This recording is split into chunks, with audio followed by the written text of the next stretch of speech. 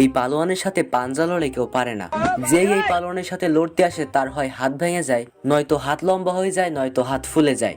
সুটিয়ে লাল করে দেবো, নোংরামি বার করে দেবো। এন্ড তখনই ওইখানে একটা খরগোশ চলে আসে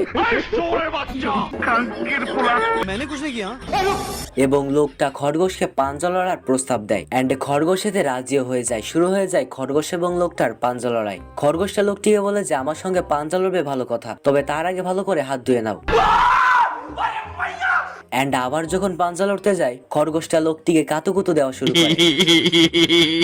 এদিকে লোকটা তখন রেগে গিয়ে নিজের জামা টেনে ছিঁড়ে ফেলে এবং আর যাতে কোনো প্রকার চালাকি না করতে পারে এই জন্য শেকল দিয়ে তাদের দুজনের হাত বেঁধে নেয়। আর শুরু হয়ে যায় দুজনের হাড্ডাহাড্ডি লড়াই। এন্ড তখনই পাশ থেকে একটা খরগোশ এসে বলে, अबे कौन है बे तू?